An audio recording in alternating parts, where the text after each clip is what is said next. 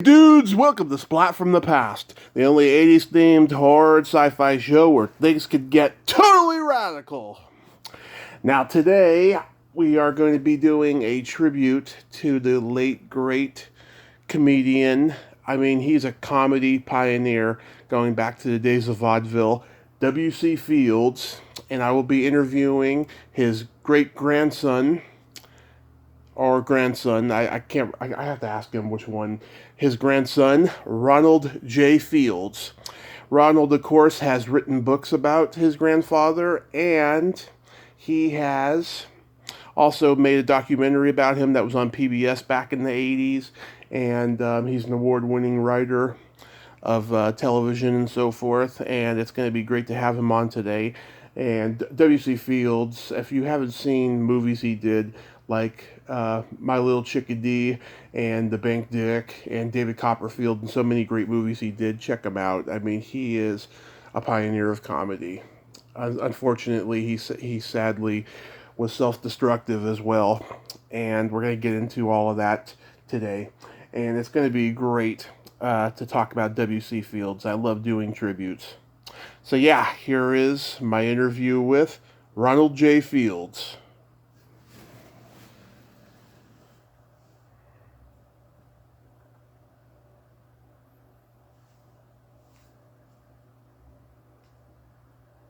Ronald? This is he. Welcome to the show, sir. How are you? Thank you, Tommy. I'm doing well. That's wonderful. Wonderful. It's such a great honor. Thank you for taking the time today. Oh, sure. So, going back in time, your grandfather, of course, was W.C. Fields, a pioneer of comedy who had very early success in Hollywood. But I was reading that his life, particularly his early years, weren't so happy. He had an alcoholic father whom he had fights with, and he only had a short time of formal education. Did he lose his mother early on, or was she around a long time? No, she lasted until 1925. The father, it's not funny, but Yeah. I found out recently that his mother was rather a heavy drinker as well, and could be pretty much besotted by noon. And I don't know. I have not been able to find out if that's true. What I have heard too for the family history, and I had interviews many years ago with his sister Adele and his brother Leroy, his youngest brother Leroy. Mm-hmm. And they told me that when W.C. was born, he was the oldest of 5 children, that Kate made her husband stop drinking. Huh. And this made him a grouchy old man. But both of them lasted fairly long, a fairly good life. And a lot of the talks about W.C.'s fight with his father were exaggerations W.C. perpetrated on the public himself. You know, he says, why tell the truth with a little embellishment? You can entertain people. And he did a lot of embellishment in his early career. I'm writing right now, I'm in the middle of writing the libretto, or not in the middle of it, I'm just doing some last minute editings that follow W.C.'s life. Mm-hmm. It's a Broadway-style musical. Huh. And it follows his life from 1898 when he left home to go to Atlantic City. Yeah. His first really professional gig when he was only 18 years old. And from then he never turned back. Yeah. Wow. That sounds like it'd be really entertaining to watch. I hope so. Yeah, but wow. So he comes from a family. It's where alcoholism is genetic. Wow. I come from that too. That is not good. But how old was he when he ran away from home? He was 13, right? Well, no, that's another one of his embellishments. You could follow his interviews, and it's really funny. Follow his interviews in newspapers from his first interviews when he was just 18 in Atlantic City, and he says, I left home when I was 18. then he's 15, then he's 12, then he's 9. So he kept making up these stories about running away from home. Did he run away from home during his lifetime? Yeah. His early life, he would run away from home because his father would make him get up really early and help him on his vegetable run. So James sold vegetables in the streets of Philadelphia from a horse-drawn cart, and that's where W.C. started juggling, much to the chagrin of his father, James, because he would juggle James' fruit. And when he's first beginning, he's dropping the fruit an awful lot. And this got James very mad, of course. Yeah. Was juggling? He would run away from home, so he wouldn't have to get up so early in the morning. And he was able to get a room in the attic of a pool hall. And so he learned his pool, which he was an excellent pool player. Learned his pool playing by staying at the pool hall. Mm-hmm. I'm sure that came in handy when he left home and stuff. He had to rely on his street smarts. Yeah, well, actually, he left home just to start his entertainment career because he was considered at one point in his life and was billed as the world's greatest juggler, comic juggler. Mm-hmm. And so when he left home, he actually got his first gig at the Atlantic City Boardwalk in a pool hall and theater. And that's where he met his soon-to-be wife. Was when he was 18 at Atlantic City at this, my grandmother, in this theater that was on the boardwalk. Wow. And back in those days, too, Atlantic City was very popular with, like, things that had to do with like, swimming in water, right? Yes. And one of the things WC was able to use the water for was he would get a cut in the house take if he was able to fill the theater. So he worked out with a lifeguard a routine they did every day, and WC would swim out into the ocean and then pretend like he was drowning, and the lifeguard would come and save him and then carry him to the theater, and the audience wanted they would get quite a crowd from the beach, and the manager of the theater would let the audience come in if they paid for a ticket, and the audience surely wanted to see if the kid was going to survive. Mm-hmm. And, of course, he survived and then did his show. So that's probably the beginnings of the sacred for water. Yeah. And it also should be noted, too, he's in the Juggling Hall of Fame, which I did not know existed.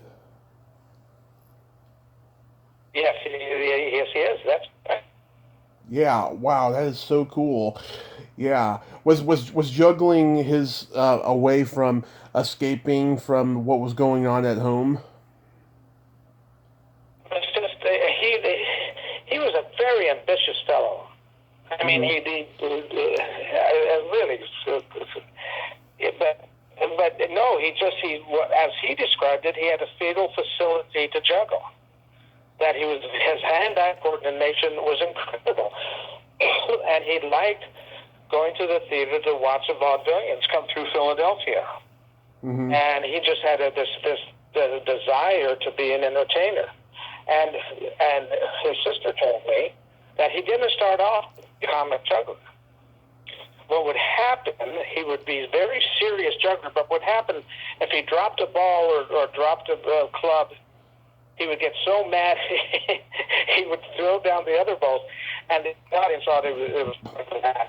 They would just howl.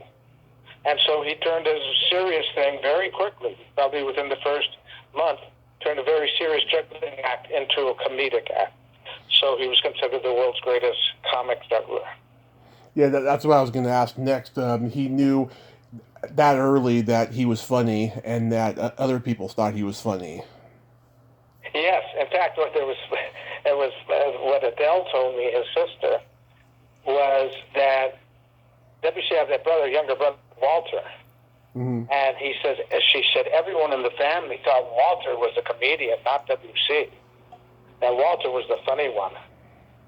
And I write comedy. I write stand-up for some people, and I've written for NBC sitcoms. But the same situation exists. My brother Alan is the funny guy, but he's not a writer. So it runs in the family, I guess. Yeah, it does.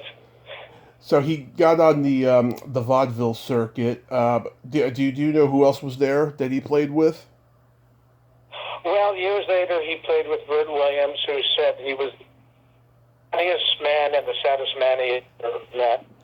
And Bert was a African American, and W.C. and Bert became fast friends. And they would go, and he would go to a restaurant, and if they wanted to serve Bert Williams, he says, then you're not serving me. And they would find a restaurant where they would serve a black person in that period of time. So he was very. He later played with Will Rogers. Will Rogers, that's an interesting story.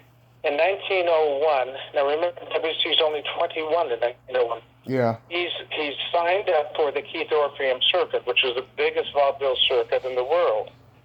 And he was headed to South Africa. He went from New York across the United States. He got married to his wife in San Francisco, my grandmother. Mm-hmm. And then around 1901, they headed out to South Africa. Well, the Boer War was just coming to a close. Mm-hmm. That's wrong. Yeah. Will Rogers. Go ahead. And that's where Will Rogers was actually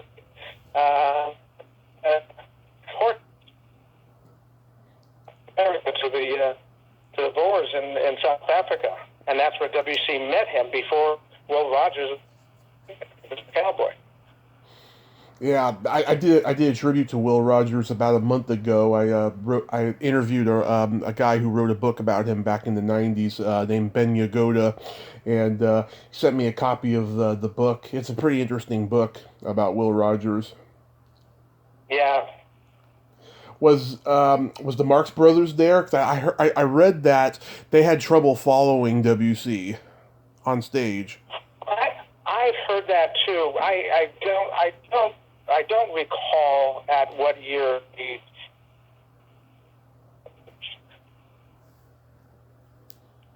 period of time. Mm-hmm. I think it could have been only one season, but he did play with the Marx Brothers at one point in the 1907 or something in that period of time. I believe it was in 1915 where he quit vaudeville. Mm-hmm. And that's where he met up with Will Rogers again. But this time Will Rogers was an entertainer. Yeah. You're starting to break up a little bit, Ronald, on the phone. Oh, I'm sorry. I live on the foothills of the Santa Cruz Mountains in California. And really bad reception here, both on landline and my cell. I'm going to go outside to see if this is going to be better. Okay. Okay? Okay. How long was it before he got to Hollywood? Well, he made his first talking movie, which was called The Golf Specialist. It was a short, and that was in the Astoria Studios in New York. And it was right after he made that film that he packed up his bags and drove across country and came into Hollywood. And he had a bit of a struggle getting into the talkie films because some of the silent film stars couldn't make the transition to talking films. Mm-hmm. And so they didn't put a lot of faith in WC being capable of doing that. So he finally hooked up with Max Sennett. He says, Mac, can you give me some work here? I need some work. And Sennett agreed and gave him the 4 Sennett shorts, The Dentist, The Barbershop, Peter Bossabir, and The Pharmacist. And that's what really broke him in. The following year, he made movies under the Hearst title and for Marilyn Miller, and then he started. Then his career started taking off. that he was a very good commodity because his films were all very inexpensive, and they were tremendously successful at the box office. Yeah, so Indeed, and yeah, go ahead. I'm sorry, Tommy. Oh, I was gonna say, so he was at Keystone first, and then he went to Paramount and Universal later. Well, I don't think he was at Keystone. He was just with the Max Sennett. Yeah. And then later on, he goes to Paramount. And then after Paramount, Universal Studios was going under. And the bank was not going to give Universal a loan. And Paramount fired Fields because it's very difficult to work with. Mm-hmm. They got rid of Fields. And the Bank of America was going to loan Universal the money. Says, unless you can sign W.C. Fields, we're not going to give you the loan. And so he actually saved Universal from going bankrupt. They signed him, and his movies did tremendously well financially there. Yeah, and how did he develop this persona that he hates children? Yeah, that's a good question. I don't know if I can answer that successfully. I could probably make up something, but that just came into his repertoire. That, I wrote a book. It was a film book, and it was called W.C. Fields: A Life on Film. And the reason why I called it that was I distinctly discovered, while studying his films, that he put his foibles, his likes, his dislikes, into his films. And that's what he would go off. So he considered that Hattie had turned their son, my father, against him. So Junior became a bad kid. And W.C. actually once wrote to Hattie, Hattie, if we had a daughter, she would see through your perfidy, but you've brainwashed my son to go against me. And so in all his movies, his daughter is a loving girl, and the son is a bad guy.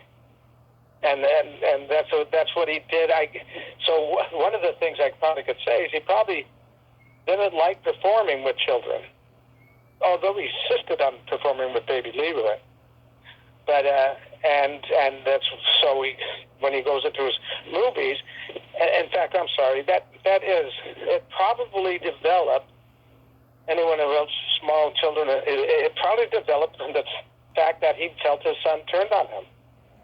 Wow. And so he hated kids. If he had a girl, if he had a daughter, she would see through Hattie's perfidy.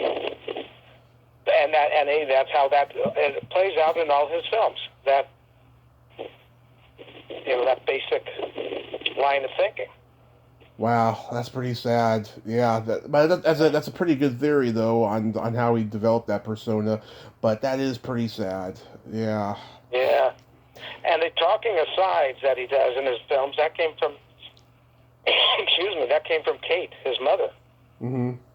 She would sit on the front porch. Dad used to tell me the story. She would sit on the front porch, reading the paper, and some neighbor would come by and say something. Oh, hello, Mrs. Broadbottom. How's Mr. Broadbottom? Oh, he's not well. He's not feeling well. He says, oh, that's a shame. He's under the weather. Oh, that last night he was under the table. And she would say this as an aside to the kids. And kids, she said, we had to sit there biting our lips. We couldn't laugh. But they should hide behind the newspaper and make these mumbling asides. And that's what W.C. does in his movies. Mm-hmm. Do you have a favorite of his movies? Probably It's a Gift. Yeah. The Bank, although The Bank Dick is hilarious, I think all of them are so funny. One of them that no one has ever watches was The Man on the Flying Trapeze. Mm-hmm. And he was just, you could see his acting ability. And you're telling me that is one where you really see his acting ability, as well as in David Copperfield, of course. Yeah. But you're telling me it's pretty interesting. Yeah, David Copperfield, The Bank Dick are pretty good, but My Little Chickadee is a landmark comedy classic. I mean, that one is just so funny, and my father certainly loves that one too. Is that right? Well, that's with Mae West. I have to tell you a story with her. Yeah. When my first book came out, I was 24, and it was in 1973. And my very first radio interview was from LA, where I'm from. The first radio interview, they asked me if I'd mind going on with Mae West. He says, it's going to take a little bit of thunder off you promoting your book. And I go, no, I don't mind at all. I would love to meet her. I got to the studio, and no Mae West. I said, do you expect her anytime soon? Is she coming? And he goes, oh, well, Mr. Fields, when we asked if she'd go on and meet another Fields as long as she lived. Wow. I know. So that was just. I said, if I had interviewed her, I would never have got as much information as I got from that one line. Yeah. So it was cool.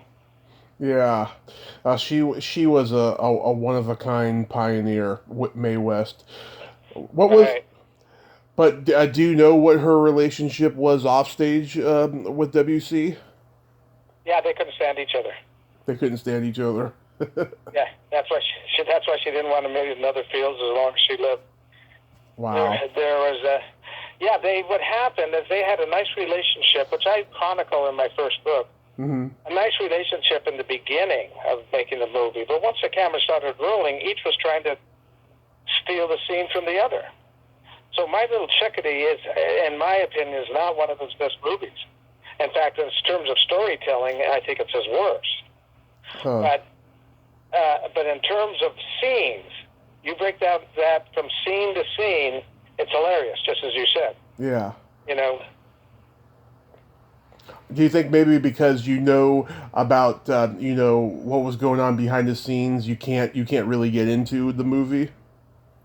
Well, no, they were going to get Humphrey Bogart to play the sheriff of Greasewood City, and he got the script, and he read about 5 pages, and then it says the next 10 pages will be supplied by W.C. Fields, and then he went to read the next 5 pages, and it says the following 10 pages will be submitted by Mae West, and he went through the script like that, and it says, you can't make a movie like this, and so he refused to take the role. Mm-hmm. Is it true he was almost cast in The Wizard of Oz? Oh yeah, they begged him to play the wizard, or they even said you can play anything you want. We just want you in this movie. And he said, it was probably a bad career move. He said, no, he's making his first movie now with Universal Studios called You Can't Cheat an Honest Man. Mm-hmm. And so that Wizard of Oz seemed to have more lasting effect than You Can't Cheat an Honest Man, I guess. But they wanted him to play. And interestingly enough, Frank Morgan took over the role. Well, in 1925, when they were making what was the name of the movie? I think it was Steamboat, the musical Steamboat. I think that was the name of the movie. Mm-hmm. That became a movie and it's quite popular, and the Captain Andy was the main character. And it was written by Jerome Kerr, produced by Ziegfeld Follies, and Flo Ziegfeld, and they wanted Fields to play Captain Andy, the main part. Mm-hmm. And he begged out of it, and so they got Frank Morgan to play it. And so this is the second time Frank Morgan's taken a role that was supposed to be WC's. Was there any others you know of that he didn't get to play? Well, Orson Welles kept pushing the studios to make Pickwick Papers starring W.C. Fields. Mm-hmm. Orson Welles just loved Fields. And they couldn't get a bite. They couldn't get it, and then W.C. passed away. But they tried mightily to do another Dickens, but it never came to fruition. And I don't know any other films where they wanted him to play a main role, and he turned it down, and it turned out to be a big film. Mm-hmm. Did WC know Fatty Arbuckle at all? They actually knew each other, Mm-hmm. but they were never close. They hung out in some of the same circles, but they never became deep friends. Yeah. Yeah, I mean, WC was with Barrymore, John Barrymore, and he were best of friends. Mm-hmm. Yeah, I mean, there were two talented, flawed comedians, from that era, and Right. I mean, their names always come up, in the tragedy, aura of comedy. Yeah. So WC, he died on Christmas Day, 1946. Where was he at in his life when he died? The what? Where was he at in his life when he died? Was he still on top of his game? No, he started slow. The last major film he made was Never Give a Sucker an Even Break in 1941, and then after that he did pretty much cameos. Mm-hmm. And he didn't like doing those roles, but they paid well because not very going to refuse. And so his career was sliding downward at that time. Wow. So his career was completely in the toilet, and that's probably what led him to depression, right? Well, I don't know the extent of his depression. Mm-hmm. I just think they're making these films where they get a starlet who has no talent. They surround her with stars. Yeah. In order to make her look good, and so I mean that you would think it probably was depressed. Mm-hmm. Did you like Rod Steiger's portrayal of him? No, I thought it was terrible. Every once in a while, he would break through and would do a good job. But the problem was, and this is why it's hard to think of WC as a depressed person. The problem was, Fields always had a twinkle in his eye. There was some mischievousness going on. As he said, everyone will forgive a rogue if there's one scintilla of human kindness in him. And that's how he played. He played a rogue, but he was always this lovable rogue. And Steiger had no humor below the surface. There was nothing. Didn't have that twinkle. And so, and the film was terrible. It was based on a book that they kept calling my producer. I was doing a play at the time. They kept calling the producer of the play. Said, well, you should talk to Ron Fields. He's got all this information. And no, we got all the information we need to know. Well, they based it on Carlotta Monti's book, which was a bunch of lies. And she was supposed to be his mistress. She never mentions in the book that a year after meeting WC, she got married to an opera singer and moved to New York. But and the odd thing is the book was full of lies, but then the movie doesn't even follow the book, even though it's called WC Fields and Me, and which is the name of the book. So that is, they base it on a lousy book. Yeah. And then they don't follow the book at all. So. Yeah, that's how it was, in those days. Yeah. There was a guy that used to play him a lot named Bob Lehman. He played him in The Rocketeer. Oh, okay. Yeah, did you ever... I don't know him, no. He never wrote to you or anything? No, not that I recall. Yeah. Which means if he did write to me, I never wrote back. He's probably long gone now, yeah, but I remember he played him in The Rocketeer and a couple other things, too. And I thought he did a pretty good impression of your grandfather. Yeah, Rich Little did a good impression. Mm-hmm. Yeah, well, Rich Little can do anybody. I know, that's true. I mean, pretty much everybody, from old Hollywood and stuff. So, getting into your life, was he gone by the time you were born? Yes, he died in 46. Mm-hmm. And I was born in 49. And okay. so I miss meeting him. But I went through his papers. Both him and his wife kept everything written about him, the tremendous trove that I went through to write my first book. Mm-hmm. And only about 1/10 of that is in the book. They re-released the book in 2017. Yeah. And Colin O'Brien wrote the preface, and basically referring to W.C. Fields as the funniest person who ever lived. Oh, that's nice of him. That's very nice. Yeah. What? And are you his grandson or great grandson? I forget. I'm his grandson. I'm the youngest of 5. Okay. W.C. Fields III is my oldest brother, and W.C. Fields IV is my nephew, my oldest brother's son. And he stopped that. He said, "I'm putting an end to this right now." And so his kid is Jackson Fields. That's hilarious. I know.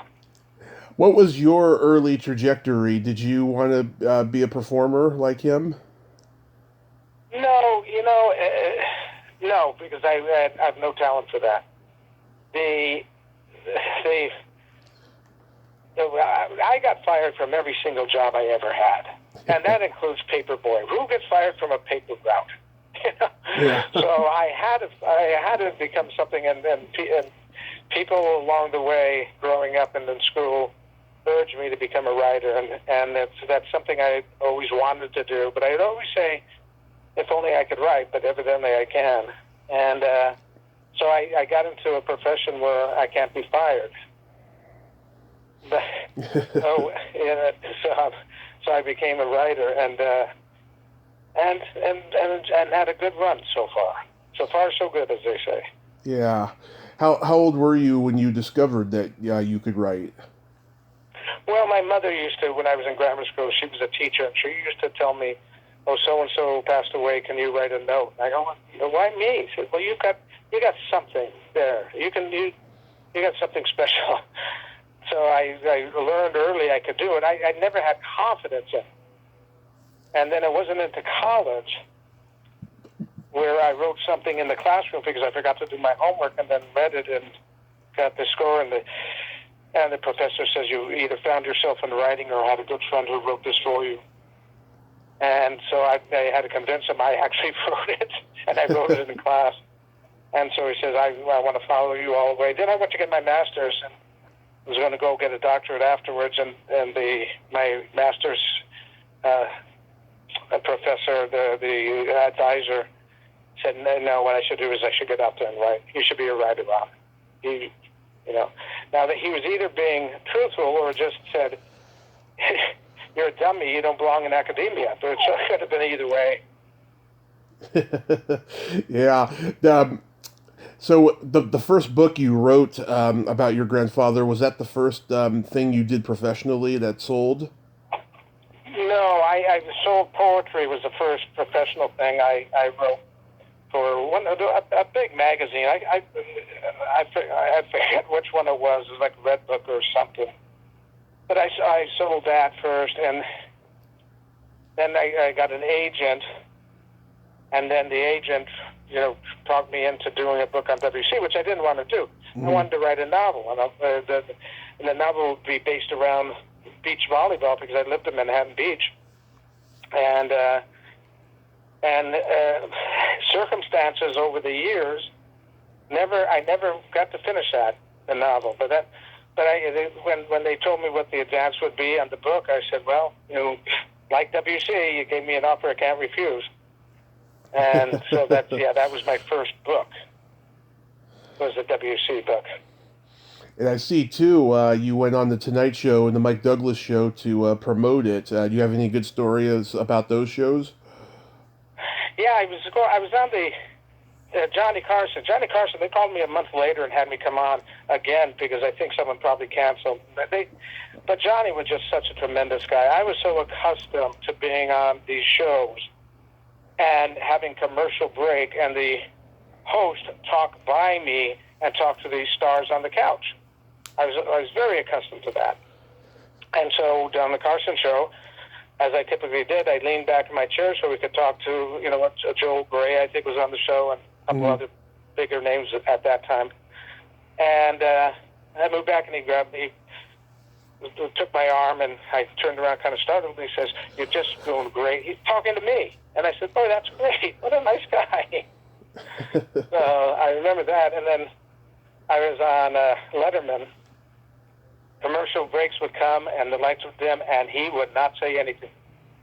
He seemed to be angry at me. And then 5 seconds before the lights came on again, he would open up my book and pretend like he was reading something, and he'd point to it, so it looks like he was reading something, and we were discussing it.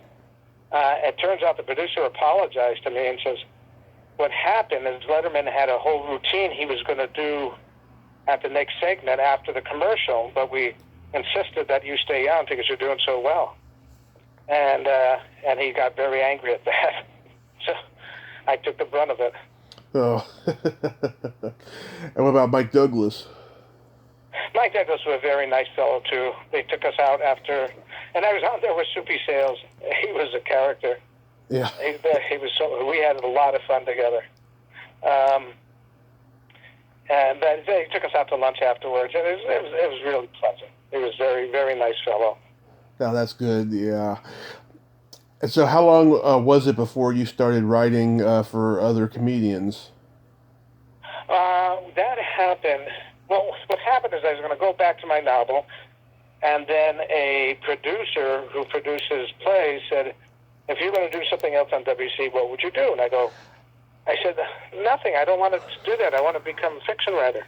Mm-hmm. And so I go, but what would you do if you did? Well, I never wrote a play before, so I'd write a play.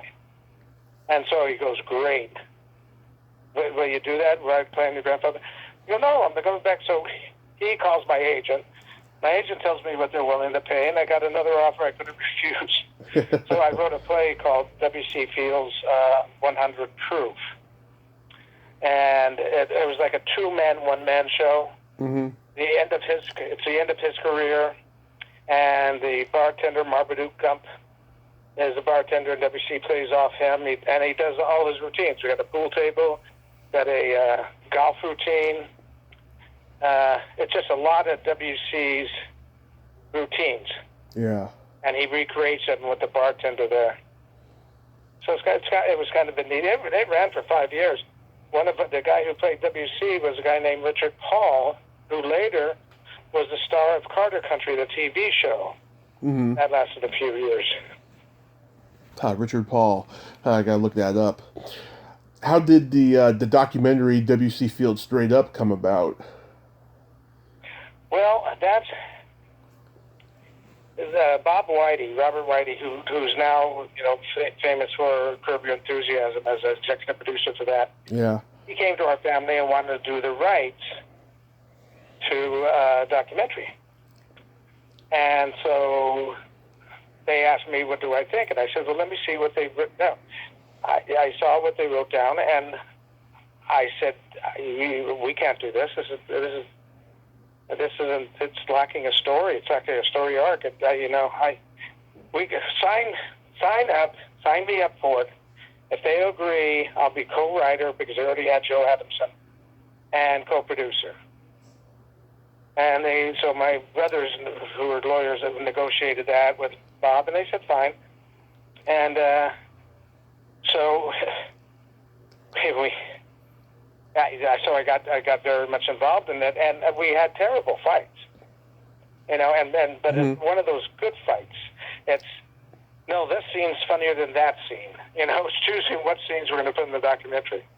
But then I had to control when I was going to be interviewed and what I would say and what the Dudley Moore was the fellow who narrated it. And so we got that year. The next year we got nominated for the Emmy. But I received the nomination late. I was living in Long Island on the beach, in Atlantic Beach, and I get a phone call at night and says you've been nominated for an Emmy. I said, well, they already have the nominees. He says, yeah, but 75 Years of Jacques Cousteau was shown the year before. And so you came in 6 out of 57 documentaries, I think it was. I came in 6, the 6th best documentary. So we had to kick 75 years Jacques Cousteau out, and therefore you're in there. So what was kind of a neat thing that happened is it was too close to the airing of the Emmys. Mm-hmm. So instead of giving it to the entire Academy, they gave it to 11 documentary producers, directors, and said, you guys vote. And we were up against We Are the World and A Tribute to Spencer Tracy by Katharine Hepburn, Mm-hmm. The Indomitable Teddy Roosevelt. And, you know, there was just, it was overwhelming. The sympathetic favorite was A Tribute to Spencer Tracy by Katharine Hepburn. Yeah. And those people come to the thing, and they're seated center stage, and, you know, they put us way in the nosebleed section. And, so, you know, Bob says, I think we're going to win this. I go, Di, how about you think that? I said, I wouldn't vote for me. And told them. And then they said, and the winner is W.C. Fields Straight Up was the name of the documentary. And it was such a shock to me. I had told my wife, I said, let's get out of here and get a drink before my documentary came up. I go, Pam, we're not going to win this. There's no way. And so she goes, no, we're staying. And I'm glad I did. So we won, and there was an audible gasp in the house. No one expected that. No one. And the head of the Academy says, I've been working with this Academy for 17 years, and you're the biggest long shot we've ever had win. Wow. Yeah. That's pretty cool. And, it was neat. Yeah. Did it get a good response on PBS? Oh, yeah. It's got a good response wherever it goes. It really, and then I give credit to Bob Whitey and to Joe Adamson. It was a very good show. We had our differences, we had our fights, but it was worth it. Yeah. They all put it together very nicely. Did you write episodes of Marblehead Manor? Yes, I was on the. I was one of the. That's a great story. I was one of the writers on Marblehead Manor. Michael Richards was in that show. Yep. And I wrote stand-up for him for a very short time. But the street I was on, I forget the name, but the street I was on, they all had numbers, like Road 34, Road 35. I mean, it was just numbers. Yeah. And I was on, let's say, Road 35. And one day, I'm walking to my office. This is at Paramount Studios where WC used to work. And I Road 36 was named May West Road. I go, oh, look at this. They changed it.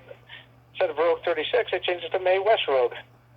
And then my road that I turned down, they named W.C. Fields Road. And they didn't know I was working there. It was a huge coincidence. Yeah. Yeah, the Latino actress on the show, Diana Ortelli, she's been on here. I've interviewed her. We've talked about Marblehead Manor. Yeah. Right. What other sitcoms did you write for? Well, I did Night Court one, and that's about it. Just those two. Just those two. You know, it's just afterwards. You know, all of a sudden my agent, I go to ICM, says, hey, listen, I need another job, and he goes, I don't do TV anymore. I only do film. And I go, what? Stuff knows. So he tells me my assistant just came up from the mail room. This is at ICM. Came up from the mail room. And so you could talk to him. So he's going, what the heck, I'll take him out to lunch. So we go to lunch, and he goes, I can't represent you, Ron. I've read all your stuff.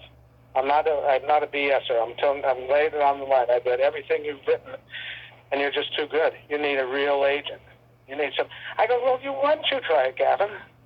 He goes, no, I'll try to get you a real agent. Well, he never actually did get around to that. But it turned out, about 20 years later, the guy's name was Gavin Talone, Mm-hmm. And there was Hollywood Reporter has the 10 biggest movers and shakers in Hollywood, and he's one of the 10. And what's so funny, he's very humble. Mm-hmm. And I had taken karate for a number of years, and I said, you know what, Gavin? I think what would help you in self-confidence would be taking karate. Well, evidently he did, and he got a black belt, and that really upped his self-confidence, supposedly. Yeah. Wow. So you've written how many books about your grandfather? Well, I've written 3. One of them is actually a business book called Never Give a Sucker an Even Break, W.C. Fields on Business. Mm-hmm. And that I got a funny response to. I turned the manuscript, and the editor calls me up, and he says, we can't publish this. And the editor's Prentice Hall. I mean, the publisher. I go, why? And this is his exact words. It's too hilarious. So, we're a serious publishing company. And I told him the story I just told you earlier today. Yeah. I said, I know nothing about business. I've been fired from every single job I had. I go, I'm a writer. You've got to get a business guy. So they got a guy out of Portland, I think, or Seattle, and he did very well. He did a good job. But they would say, well, how do we know who wrote what? Well, if it's very dry, he wrote that. If it's funny and good writing, I wrote that. So. Yeah. So this new one you mentioned before, that's going to be the 4th book. Yeah, and the musical we're working on. We're also, in fact, incidentally, I have a guy representing me down in L.A., and we're doing I'm part of the creative team of a kids show. It'll be like a puppet show, but you have live action. You have real actors as well. But it's called The Wizard of Inspiria. Mm-hmm. And it's pretty much the Wizard of Oz, but the wizard, in this case, is a W.C. puppet. So my agent on that one is talking today with some bigwigs, I guess, who really like the idea and want to put up the money for it. So I hope to hear today, Tommy. Yeah. I hope you do too. Has COVID really slowed down business for you? It's dead down in Hollywood. It's absolutely dead. There was an interview the other day where a production manager was making 6 figures a year. Now has to go to a food line because it just closed down. Yeah. It has no income, and that's the same with me. I have a couple scripts down there, not with WC, and this TV show, and I'm not hearing back from anybody. Yeah, it is sad. It's really sad. I'm worried about everything, signing shows, movie theaters, everything that I love in life, about the future of them all. Yeah, I know what's going to happen. I don't know. It's disconcerting. Yeah. I saw a month ago you were on Creature Features in the Bay Area. Yes. Yeah, I had a fun time doing that. Yeah, I know Vince. He's been on the show and stuff, and they get some pretty good guests on there, and they show pretty good movies. Yeah, I never saw Topper Returns. That was actually a very good movie. Very funny. Yeah, saw the original Topper with Cary Grant. Right. That's not they didn't do the same. They didn't even the all they have is a female ghost, and then one, not two, etc. I mean, it didn't follow the original Topper, but Roland Young was excellent. They brought me in because of the connection between WC and Roland Young. There was a Bundy bunch, they used to call it. There was Gene Fowler, John Barrymore, John Decker, the painter, that meet at his house on Bundy Boulevard. And they'd all sit around, get drunk, tell stories, have fun. And there's a book called The Meeting of the Last... Minutes from the Last Meeting by Gene Fowler that writes about this group. And it's really a very delightful book. And Roland Young was part of that group. Mm-hmm. Would meet with WC and Barrymore and folks. So the WC was friends with him. and he played Topper in the movie, so they thought the connection would be good and brought me in for that.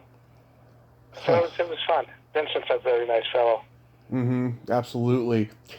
Well, Ronald, thank you so much for coming on today and sharing knowledge about your grandfather. I mean, he's a true pioneer in comedy, and that can never be taken away from him. And I thank you so much. And I hope you Thank you, Tommy. get your other book finished and everything else. And stay safe, sir.